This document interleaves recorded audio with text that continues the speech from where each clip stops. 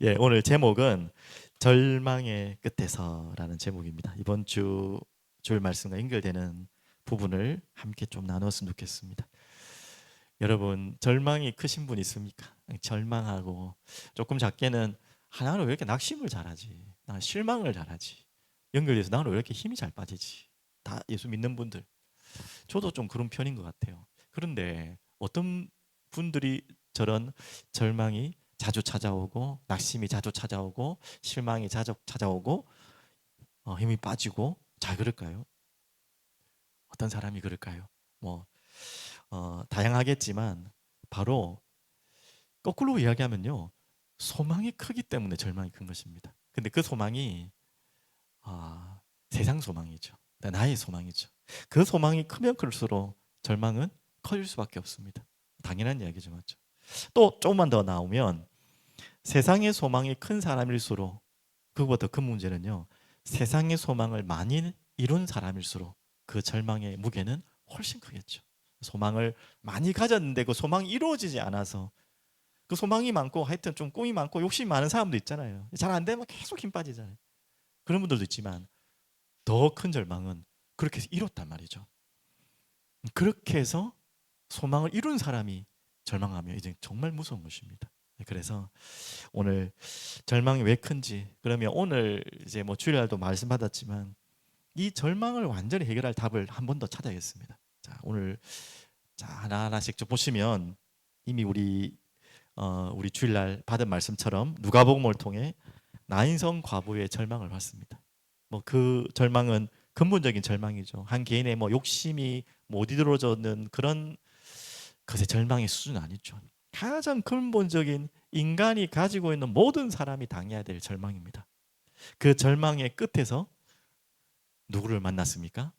예수님이 만났죠. 반대로 말하면 그 절망의 끝에 예수님이 찾아오신 것이죠. 정확하게 말하면 과부의 입장에서는 만났지만 예수님은 그곳으로 찾아가신 것입니다. 그래서 예수님이 무엇을 하셨습니까? 그 과부의 가장 큰 절망인 하나밖에 없는 자기의 모든 소망이자 자기의 생명보다 더 귀한 아들, 그 죽음을 대면하게 되고, 그 대면한 모습을 예수님이 이렇게 표현했잖아요. 자, 한번 보시면요, 누가복음 7장 13절 잘 아시죠? 주께서 이 과부를 보시고 불쌍히 여기사, 이 표현 영어로 아셨죠? 그의 마음이 그녀에게 간 것입니다. 우리가 그게 불쌍한 마음이죠. 예수님의 마음이 그녀에게 완전히 가버렸어요. 불쌍히 여겨서 하시는 말씀이 울지 말라 하시고, 과연 죽은 아들을 향하여 울고 있는 어머니에게 울지 말라고 하는 것이 절망을 이길 수 있는 소망입니까? 답입니까?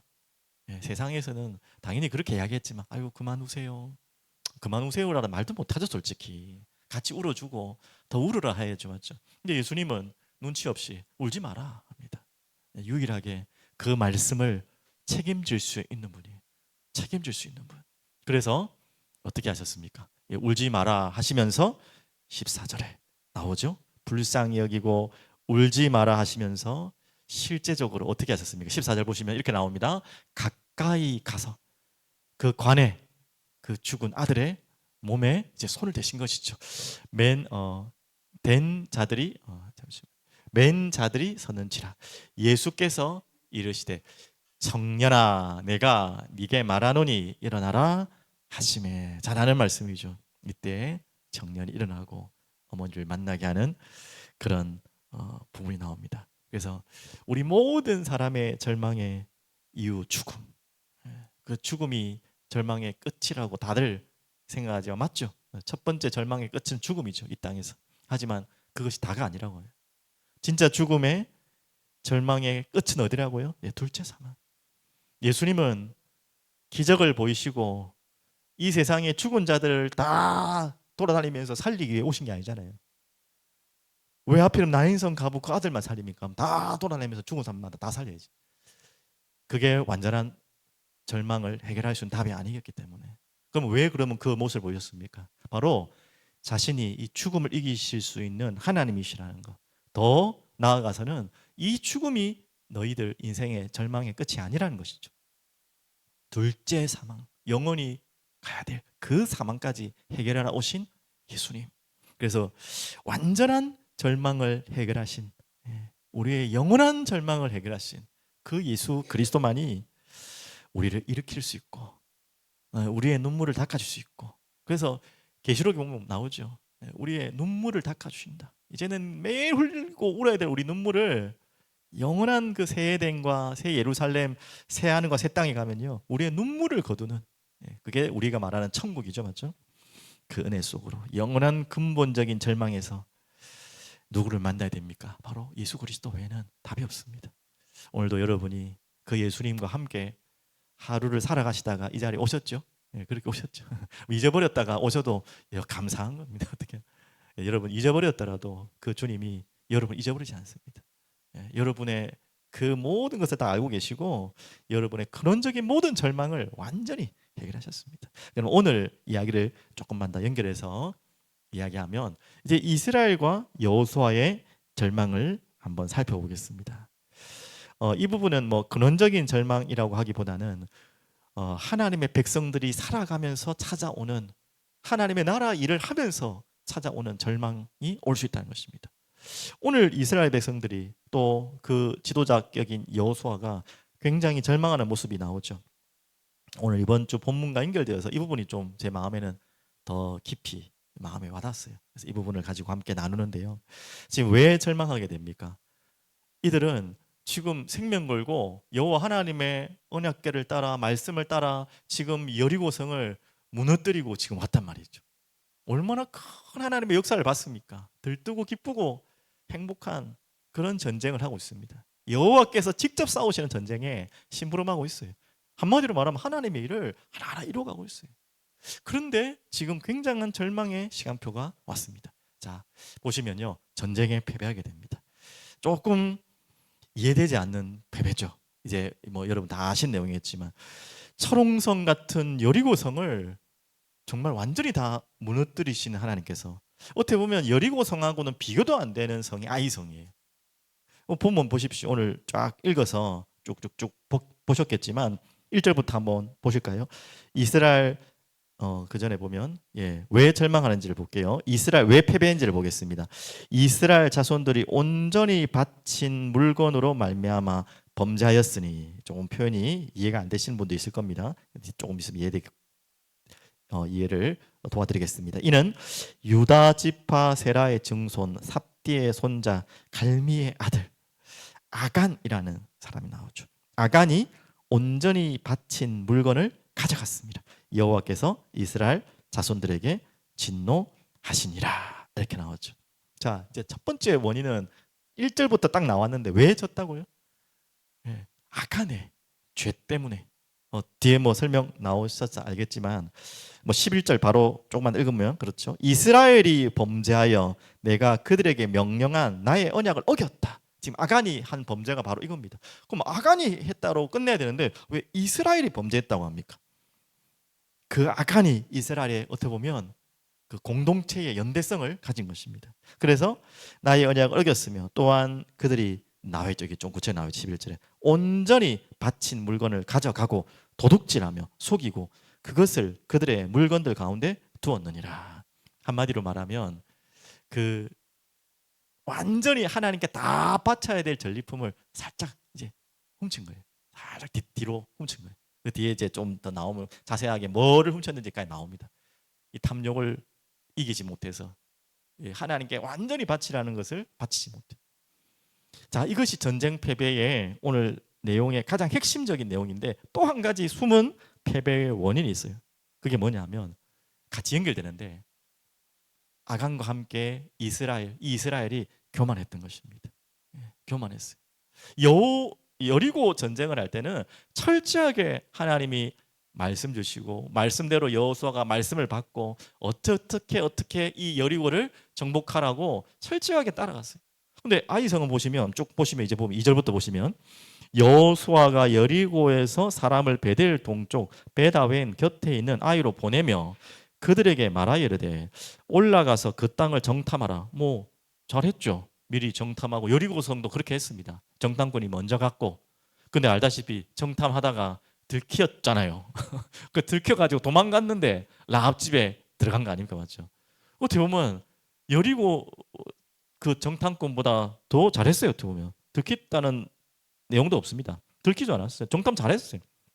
그리고 사람들이 올라가서 아이를 정탐하고 3절에 여호수아에게 돌아와 그에게 이르되 잘 분석했어요. 백성을 다 올라가게 하지 말고 이 뭡니까? 2, 3천 명만 올라가서 아이성을 치게 하소서. 그들은 소수이니 모든 백성을 그리로 보내어 수고롭게 하지 마소서. 조금 어떤 의미인지 아시겠죠, 맞죠? 숫자도 얼마 안 되고 우리 여리고 성도 문이 떴는데 이거 아무것도 아니에요. 얼마 되도 안 하는데 우리 다 갈 필요도 없고 2, 3천 명 조금만 앞에 나가서 갑시다. 왜? 그대로 정탐한 거예요. 이게 뭐 잘못된 정탐도 아니고 잘못된 전략이라도 할 수 없어요. 이게 뭐 오판이라고도 할 수 없어요. 충분히 그럴 만한 있을 수 있겠죠. 그런데 왜? 아간의 그 죄 하나만 아니겠죠, 맞죠? 같이 연결되는데 아간도 마찬가지고 이스라엘 백성들도 마찬가지고 하나님의 일을 하는 과정 가운데 큰 승리를 맛본 이후에 이런 교만과 실수를 충분히 할 수 있다는 거예요. 여러분 이 교훈을 우리에게 주시는 것입니다. 그래서 지금 보시면 그 결과가 어떻게 되는지 아시죠? 그래서 소수로 쳐들어가는데 5절에 아이 사람이 그들 36명쯤 쳐 죽이고 지금 몇 명이 많은 희생자가 났습니다. 성문 앞에서부터 스바림까지 쫓아가 내려가 도망가게 됐죠. 이제 비탈에서 쳤으므로 이제 백성이 그것을 이제 보고 어떻게 됐습니까? 마음이 녹아 물같이 된지라. 어디서 많이 본 본문이죠. 오늘 누가 이랬죠?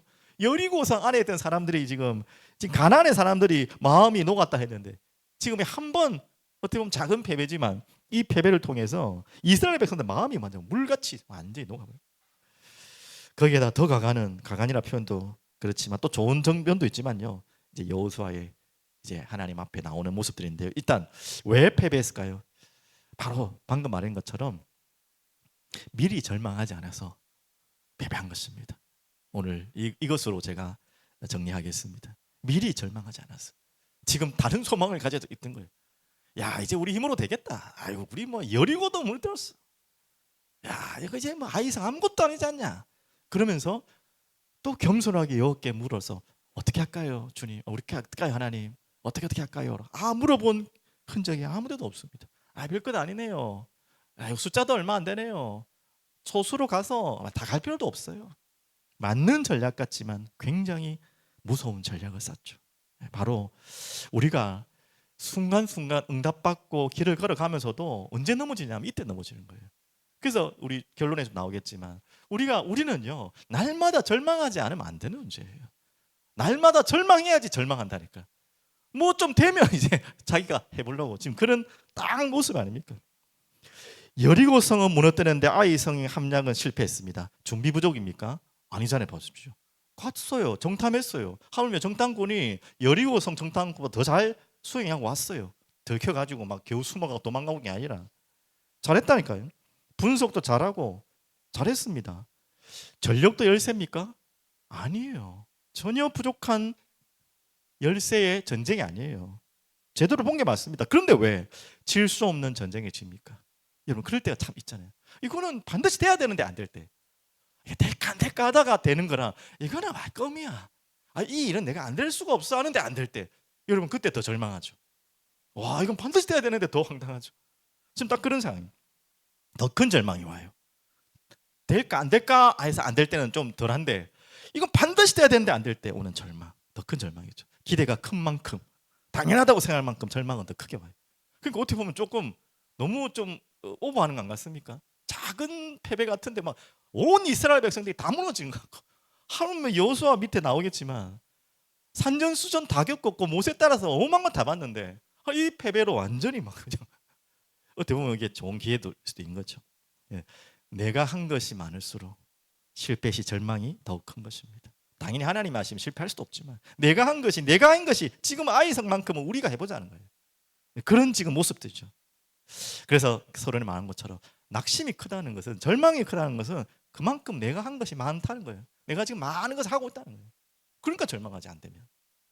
그러면서 상대편의 전력은 잘 분석했죠. 방금 봤듯이. 뭐 숫자도 얼마 안 되고 우리도 또 그 전력에 맞게 딱 잘한 것 같아요. 하지만 뭘 못했습니까? 자기 자신을 분석하지 못했어요. 상대편은 잘 분석한 것 같은데 자기 자신을 분석하지 못했어요. 자신이 어떤 존재이고 어떻게 이 전쟁을 승리할 수 있는 존재인지. 여러분도 마찬가지입니다. 여러분이 이 땅을 걸어가는데 승리할 수 있는 여러분이 누군지 알아야 돼요. 세상 사람과 똑같이 그 전략으로, 세상 사람들이 걸어가는 그 전략으로 가면 절대 이길 수가 없어요. 여러분들은 억울할지 모르겠지만, 아유, 세상 사람들은 저렇게 하고 하는데 나는 똑같이, 아니 저들보다 더 준비하고 했는데 왜 안 되냐 이거예요. 하나님은 그 방법으로 여러분을 승리 있게 하실 이유도 없고 그렇게 하지 않으세요. 네, 여러분 꼭 기억하셔야 됩니다. 그래서 오늘 여러분들이 이 부분을 잘 보시면서, 이것과 함께 아간도 마찬가지죠. 이 전쟁의 승리는 누가 하게 하셨습니까? 하나님이 하게 하신 거죠. 그러면 왜 전리품을 하나님이 다 드리려고 했습니까? 바로 이 예배의 모습이죠. 이 모든 것에 하나님이 자기 하셨기 때문에 자기 지분 찾으려고 하는 겁니까? 하나님 그거 필요합니까? 아니잖아요. 모든 것 얻은 것, 승리의 전리품 아닙니까? 이걸 다 하나님께 드리라는 말은 너희들이 해서 얻은 것이 아니라는 것이죠.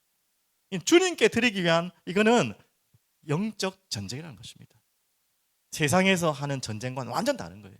세상의 전쟁은 그 땅을 정복하고 전리품을 가져야지 군사력도 강해지고 많을 거 아닙니까? 그래야지 더 군사도 늘어나고 좋을 텐데 전략적으로 완전 틀렸어요. 다 없애버리라는 거예요. 다 치워버리라. 왜? 완전히 하나님께서 하시는 것을 보라는 것입니다. 오늘 이런 싸움에, 이런 하나님의 전략에 완전히 눈이 어두웠던 이 전쟁이 바로 아이성 전쟁이었죠. 그래서 은혜로 받은 것을 내가 한 것처럼, 아간이 자기가 은혜로 받은 것을 자기가 살짝 해가지고, 이 정도 좀 괜찮겠지, 나도 얼만큼 했는데, 내가 어떻게 이 전쟁을 했는데 이 정도야 좀 가져가도 되겠지, 이런 마음이 안 있었겠습니까? 맞죠? 욕심도 났겠지만 그것이 가장 큰 실패의 원인이었죠. 그래서 대적과 싸우기 전에 나의 욕심과 불신앙과 먼저 싸워야 돼요. 그게 우리가 이 땅을 걸어가는 귀중한 싸움입니다. 자, 하지만 이것으로 끝난 건 아닙니다. 자, 이제 뒤늦은 절망이지만 미리 절망해 버렸다면 이런 절망이 안 찾아왔을 건데, 절망하지 않고 자기의 소망으로 자기 것으로 하다 보니까 덜컥 이제 걸림돌이 왔고 완전히 힘이 다 빠져버렸죠. 그래도 늦지 않았습니다. 그때라도 여호수아가 엎드립니다. 좀 어떻게 보면 너무 이러지 않냐 하지만, 이게 또 우리가 또 해야 될 모습. 우리가 그럴 때 걸어가다가 넘어졌을 때 원망하고 불평하는 게 끝난 게 아니라 다시 절망하는 것입니다. 뒤늦었지만 그때라도 절망하는 거예요.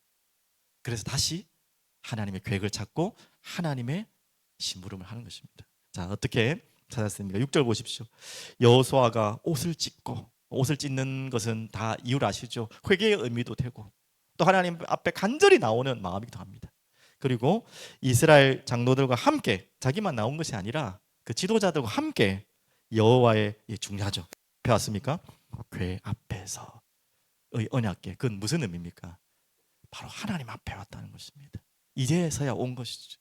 그 전에 왔어야 되는데 어떻게 보면 늦게라도 오면 어떻게, 그 전에 가서 그렇게 엎드리고 질문하고, 이 아이성 어떻게 됩니까? 아무리 아무것도 아닌 성 같고 껌 같은 성, 진짜 별 것도 아닌 하나님 앞에 가볼 필요도 없을 거라 생각했던, 하지만 그게 교만이었죠.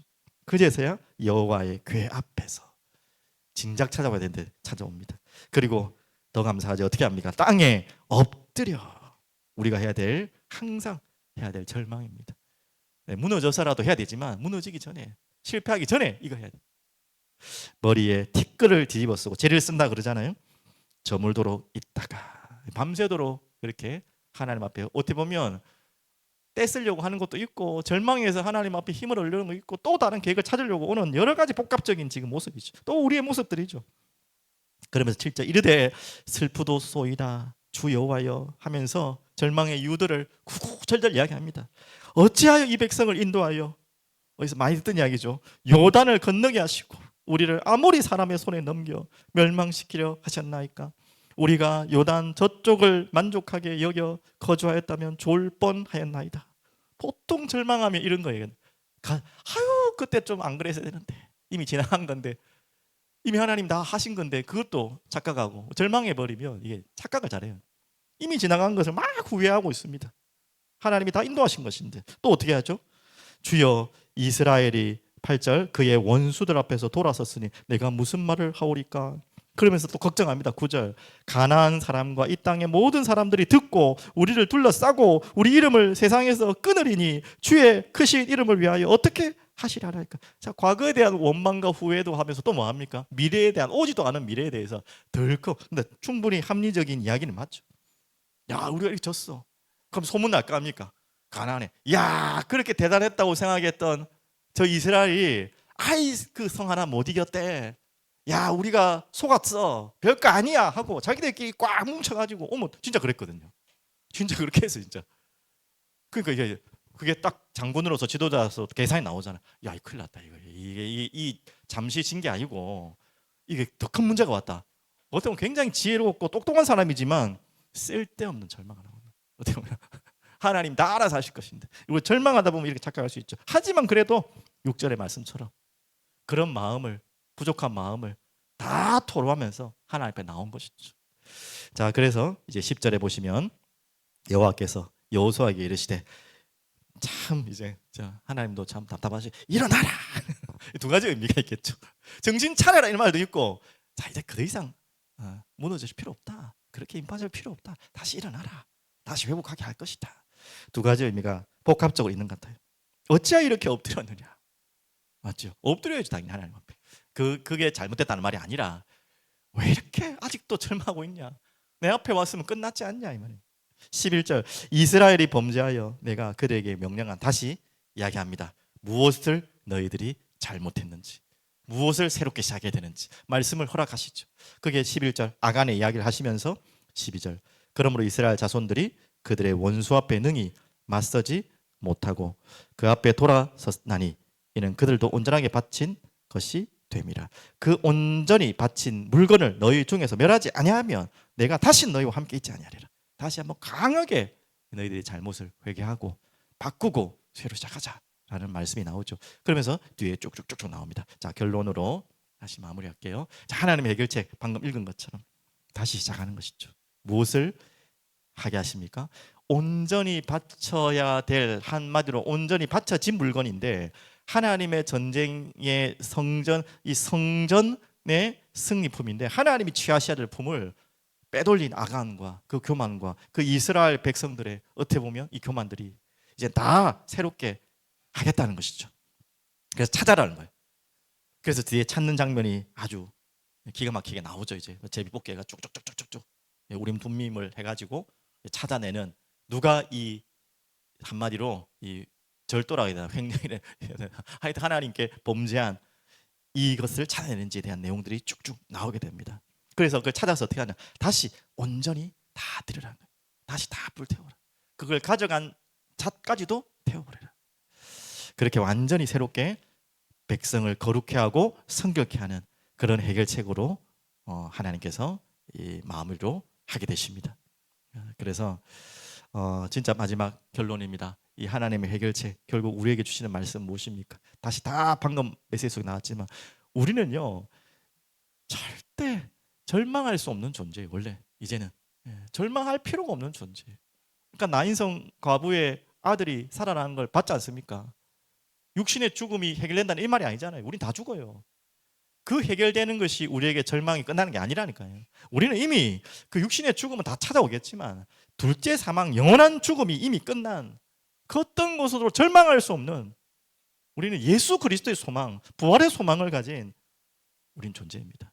그러면 우리는 절대 망할 수 없고 절망할 수 없는 존재인데 왜 절망합니까? 오늘 이제 이 아간 그리고 아이성 전쟁을 통해서 여러분 꼭 깨달으십시오. 내가 날마다 절망하지 않으면 절망할 수밖에 없는 거예요. 이 뭐 말장난 같지만 이해되시죠? 주일 말씀 드렸기 때문에 우리가 조금이라도 다른 소망 가지고 있으면 그 소망 때문에 또 절망하게 돼요. 우린 절망할 수 없는 존재인데 우린 절망할 이유가 없는 존재인데 잠시라도 다른 소망 가지고 다른 것을 하다 보면 반드시 절망. 그게 좋은 절망이에요. 그래서 다시 결론 내립니다. 우리는 날마다 절망하고 절망하라. 완전히 맞죠? 절망하고 간절히 바라라. 우리의 소망을 완전히 끊어버리고 완전히 우리의 소망 되시는 그분만을 간절히 바라봐라. 여러분 그렇게 되면 진짜 절망할 이유가 없어요. 여러분 그 은혜 속에 한 걸음 한 걸음 걸어가시기 바랍니다. 지금은 이제 여호수아를 보는데 참 재밌는 게 이제 새벽기도는 거꾸로 시간이 갔잖아요. 민수기를 보고 있어요. 아직 광야로 가서 어떻게 이 여호와의 군대들이 시작되는지 편성되는지를 거꾸로 좀 시간 역순으로 보고 있는데 참 재밌어요. 여러분 아시죠? 어떻게 이 이스라엘 군대가 지금은 다 형성되어서 가나안 정복 전쟁을 하고 있지 어떻게 시작됐는지 아시죠? 맞죠? 네, 정말 오묘합니다. 모두가 이 언약궤 중심으로 성막 중심으로 모든 군 진열들이 성막을 향하여 맞죠? 쫙 진열되고 또 언약궤가 갈 때 그 뒤를 따라서 유다 자손부터 쫙 따라가는 그 광야의 어마어마한 행렬을 지나서 지금 가나안 땅을 들어가 왔어요. 맞죠? 그 길을 잊어버리면 안 돼요. 우리는 반드시 하나님의 나라, 영원한 천국, 이 땅의 하나님의 나라 우리를 통해 하나님은 걸어가게 하실 거예요. 언제든지 우리의 소망은 우리가 바라봐야 할 것은 뭡니까? 바로 언약궤. 하나님의 임재, 하나님의 바로 우리를 향한 그 말씀, 소망. 그것을 붙들고 오늘도 걸어가는 여러분 되길 바랍니다. 오늘 조금 시간이 짧게 빨리 끝났는데 기도했으면 좋겠어요. 오늘 정말 우리 수요일 금요일 정말 기도 하나님 앞에 간절히 드리는 시간 되면 좋겠고 여러분 가운데 이번 주일 말씀 또 오늘 말씀을 통해서 내 마음에 뭔가 깨달음을 주셨던 게 있다면 또 주님 앞에 정말 절망해야 될 그리고 절망해야 될 정말 그분이 있다면 오늘 찾는 시간 되기를 소원합니다. 잠시 기도할게요. 살아계신 주님 감사합니다. 찬양 드리기를 소원합니다. 날마다 절망하고 그래서 주님만을 간절히 바라게 하여 주시옵소서. 오늘도 우리가 날마다 찾아오는 낙담과 낙심과 그 절망 속에 어떤 소망으로 우리가 걸어왔는지 돌이키게 하시고 돌아보게 하시고 또 그 모든 것을 제거하게 하시고 주님께 드리게 하여 주시옵소서. 만왕의 왕 되신 예수 그리스도 이름으로 기도합니다. 아멘.